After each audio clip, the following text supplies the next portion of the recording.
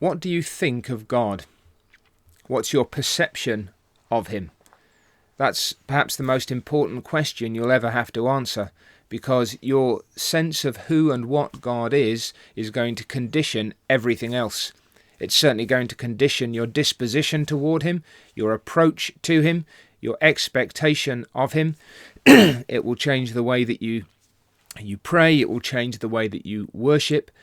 It will change the way that you deal with other people too, because the chances are that you will be to them what you think God has been to you. You will reflect your perception, your conception of God in all your dealings, both with him and with others. And so there's nothing more important than right views of God.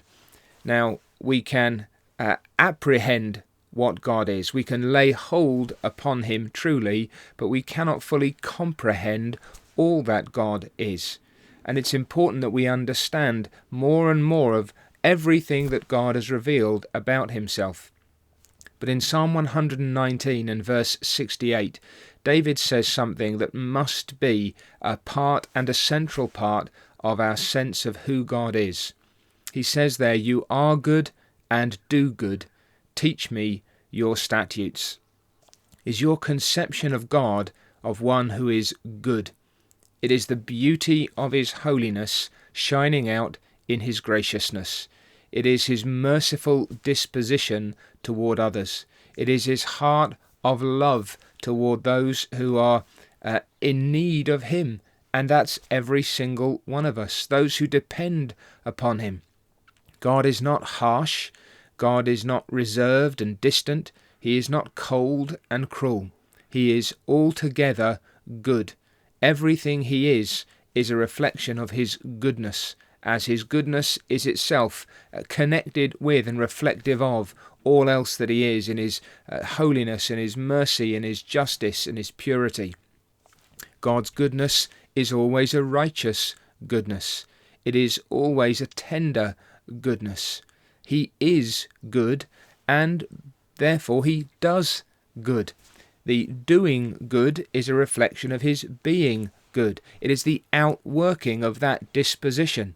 His strength, his wisdom, all of these now are also engaged in the demonstration of the gracious disposition of his heart towards others.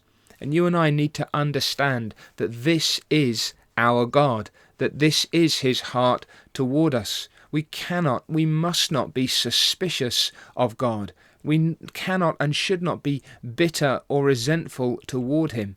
Whatever may be our experience, we must be persuaded that it comes from the heart and from the hand of a God who is in all things utterly, entirely, purely, and perfectly good. And when we're persuaded of that, the request that David makes naturally follows. Teach me your statutes. Instruct me, O God. Set bounds around me. Show me the way that I should go. Hedge me in a path of righteousness. Teach me what I need to know from you in order that I may walk in your ways. Establish my obligations. Set bounds upon my path. Show me all that you desire and all that you require. Now, why would you ask that? It's because you know that God is good and he does good. You want to know what a good God requires and desires of you and for you.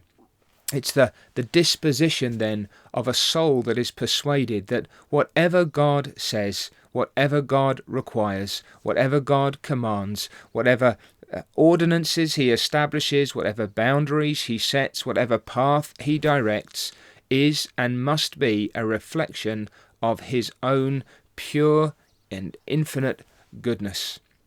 That's the confidence then with which we come to him, and that's the plea that should come from our hearts.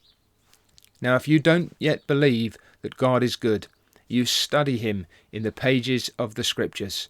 If you haven't yet come to him as a good God, see him there. See him preeminently in the person of his Son, Jesus Christ. See his goodness shine forth. Come to him repentantly, believingly, and ask him to teach you his statutes.